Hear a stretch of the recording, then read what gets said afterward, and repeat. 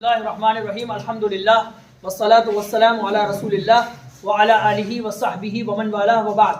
معزز سامعین کرام، آج ہمارا اگلا ایپیسوڈ ہے وہ کس چیز کا؟ علم کلام کا۔ ہم آپ کو کل اللہ تبارک و تعالیٰ کی 6 صفتوں کے بارے میں بتا چکے تھے۔ ہم نے کہا تھا باقی کی 8 صفتیں ہم آج بتائیں گے۔ ٹوٹل کتنی ہو جائیں گی؟ 6 + 8 14 14 ہو جائیں گی، ٹھیک ہے۔ اور یہ بتایا تھا جو باقی کی 8 ہیں وہ آپ کو ان 8 کے بعد خود بخود یاد ہو جائیں گی۔ اس سے پہلے میں 2 چیزیں آپ کو بتانا چاہوں گا، وہ یہ کہ جس طرح فقہ میں ہم ادھر توجہ، فقہ سمجھتے ہیں مسئلے مسائل، نماز پڑھنے کا طریقہ ہے نا، نکاح کرنے کا طریقہ، یہ سب ساری چیزیں انہیں فقہ بولا جاتا ہے۔ فقہ کے اعتبار سے سنیوں کے 4 گروپ ہیں۔ کتنے گروپ ہیں؟ 4۔ اہل سنت کے کتنے گروپ ہیں؟ 4۔ یاد کریے کون کون سے۔ نمبر 1 حنفی، ٹھیک ہے۔ نمبر 2 شافعی، ٹھیک۔ نمبر 3 مالکی، نمبر 4 حنبلی۔ ٹھیک، ایسے بھی لکھ سکتے ہیں، ایسے بھی لکھ سکتے ہیں، کوئی بات نہیں۔ ہم کون ہیں؟ ہم کون ہیں؟ ہم کون ہیں؟ ہم حنفی ہیں، ٹھیک ہے، یہ بولنا نہیں۔ شافعی حضرات یہاں نیت باندھتے ہیں، ٹھیک ہے، رفع یدین کرتے ہیں، ٹھیک، لیکن ہم یہاں نیت مانتے ہیں، رفع یدین نہیں کرتے۔ یہ فقہی ہمارا اختلاف ہے۔ باقی عقیدے سب کے ایک ہیں، چاروں کے۔ ہم بھی کہتے ہیں رسول اللہ کو اللہ کی عطا سے علم غیب ہے، یہ بھی کہتے ہیں، یہ بھی کہتے ہیں، یہ بھی کہتے ہیں، یہ بھی کہتے ہیں کہ رسول اللہ اپنی قبر میں زندہ ہے، یہ بھی کہتے ہیں، یہ بھی کہتے ہیں، یہ بھی کہتے ہیں، یہ بھی کہتے ہیں اللہ نے رسول اللہ کو طاقت دی، نبیوں کو طاقت دی، اختیار و تصرفات دیے، یہ بھی کہتے ہیں، یہ بھی کہتے ہیں، یہ بھی کہتے ہیں۔ آپ جو اپنے یہاں دیکھ رہے ہیں یہ والے، یہ شافعی نہیں ہے، یہ تو وہابی ہے۔ انہیں شافعی میں سمجھ جانا، ٹھیک ہے۔ اپنے ادھر کوئی شافعی نہیں ہے، کیرلا کی سائڈ میں شافعی ہے، ٹھیک ہے، کیرل میں۔ ارے مسئلہ کلیئر ہو گیا کہ نہیں؟ تو یہ چاروں کون ہیں؟ سنی۔ اور ہم کون ہیں؟ حنفی۔ حنفی امام ابو حنیفہ کے بتائے ہوئے فقہی مسائل پر عمل کرنے والوں کو کہتے ہیں۔ بغداد میں جن کی مزار ہے، الحمدللہ لاسٹ ایئر میری حاضری ہوئی ان کی مزار پہ۔ امام شافعی کے ماننے والے، یہ تو مصر میں ہمارے روم سے 2 کلومیٹر کی دوری پہ مزار ہے، اکثر جاتے ہیں امام شافعی کے یہاں پہ ہم، ٹھیک۔ یہ امام شافعی کے بتائے ہوئے فقہی مسائل پر عمل کرنے والے۔ امام مالک جنت البقیع مدینہ شریف میں ان کی قبر ہے۔ ہم گئے عمرہ کے لیے، لیکن وہابیوں نے قبروں کے نشان سب مٹا دیے، پتہ نہیں لگا کون سی قبر ہے، لیکن قبر ان کی ہے اسی قبرستان میں مدینہ شریف کے، ٹھیک ہے۔ یہ امام مالک کے فالوور مدینہ شریف میں رہتے تھے۔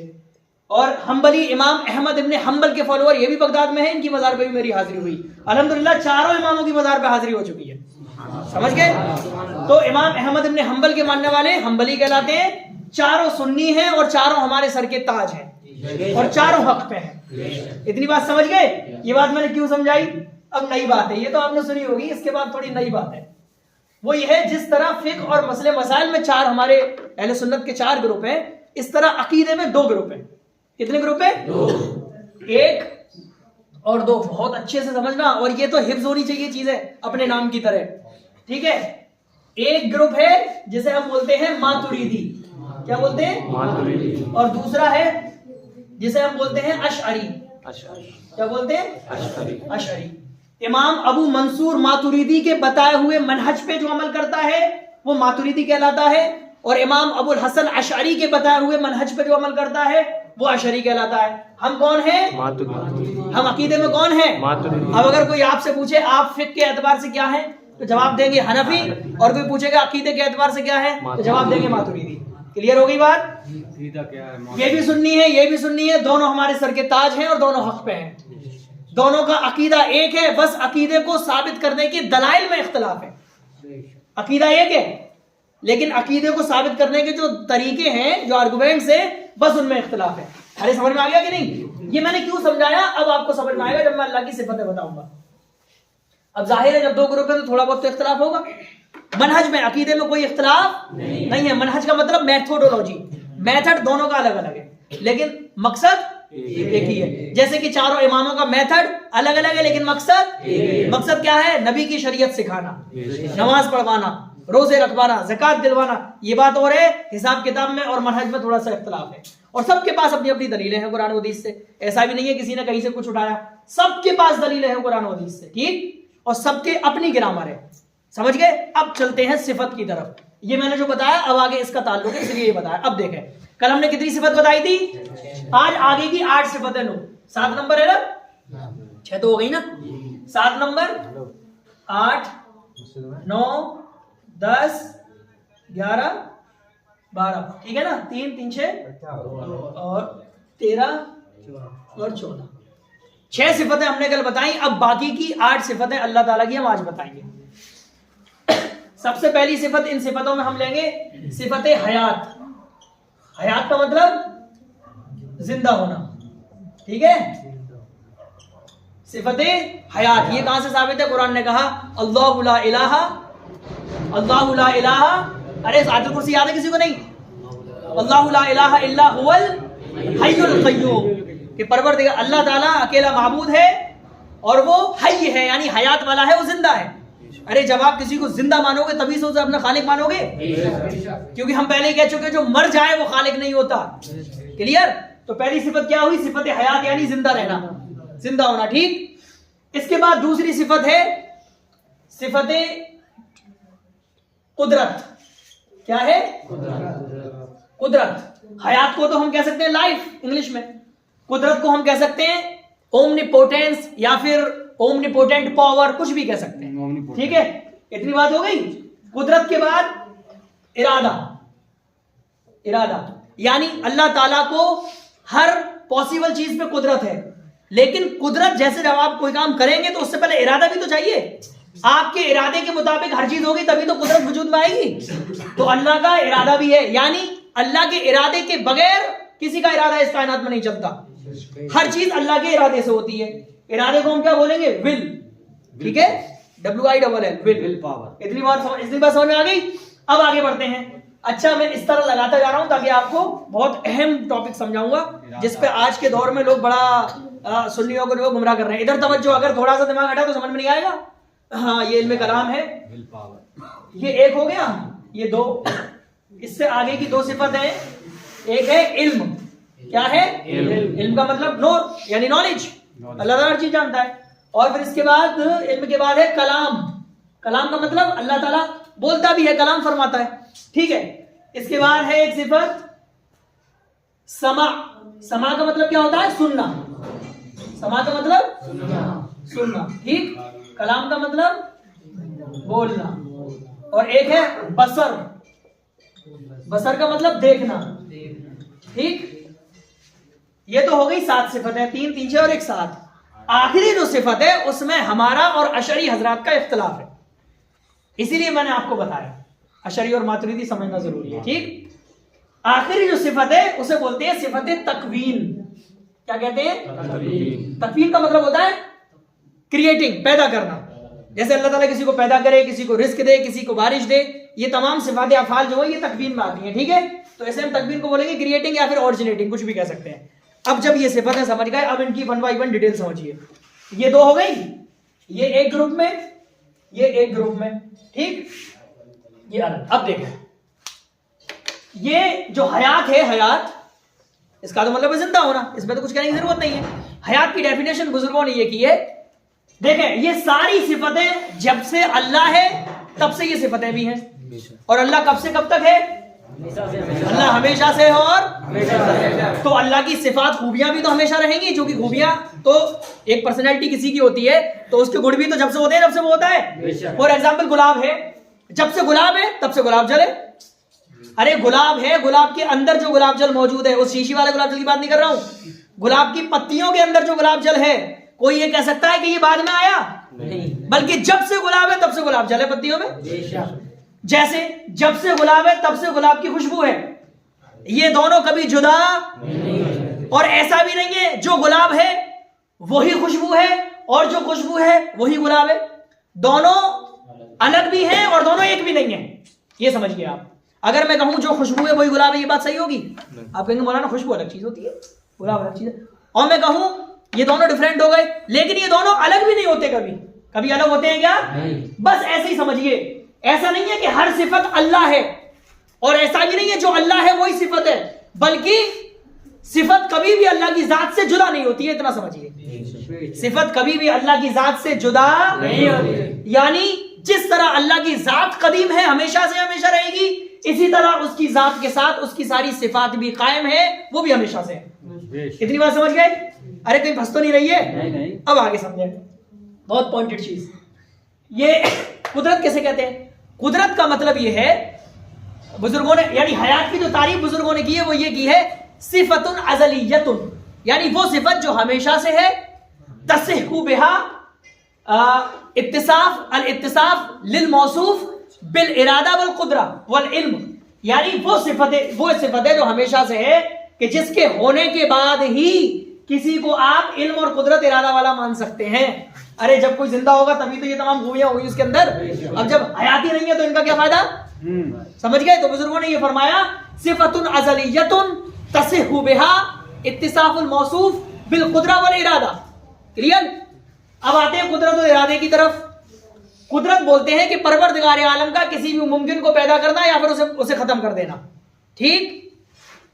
قدرت کسے بولتے ہیں؟ اللہ تعالیٰ کا کسی بھی ممکن، جو جائز پڑھایا تھا ہم نے آپ کو، جائز، ٹھیک ہے، اس کو پیدا کرنا یا پھر اسے مار دینا. صفت ازلیت یتعطی بہا ایجاد کل ممکن او اعدامہ، یہ عربی میں اس کی ڈیفینیشن ہے. ارادہ کسے کہتے ہیں؟ لیکن یہ قدرت ہمیشہ ارادے کے مطابق ہوگی، یہ یاد رکھنا.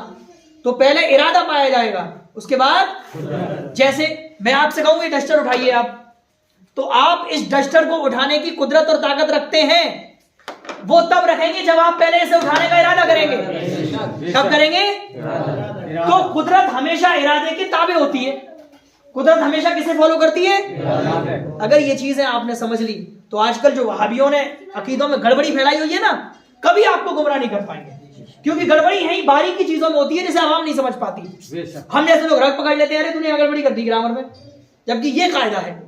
یہ بات سمجھ گئے؟ خیر، ارادہ کسے کہتے ہیں؟ ارادہ بولتے ہیں صفت یتعطی بہا تخصیص کل ممکن ببعض ما یجوز علیہ. ارادے کا مطلب یہ ہوتا ہے پروردگار عالم کی وہ صفت، جائز میں بہت سارے آپشن ہیں تو اللہ تعالیٰ اپنی اس صفت سے ان کی چیزوں کو سلیکٹ کر لیتا ہے، چوز کر لیتا ہے، خاص کر لیتا ہے. فور ایگزامپل، میں نے آپ کے سامنے ڈسٹر رکھ دیا، یہ قلم رکھ دیا، اپنی گھڑی رکھ دی، موبائل رکھ دیا، اور آپ سے کہا تمہاری مرضی اور ارادہ ہے، جو چاہو چوز کر لو. تو آپ اپنے ارادے سے ان ملٹیپل چوائس میں سے ایک چیز کو چوز کریں گے. ٹھیک؟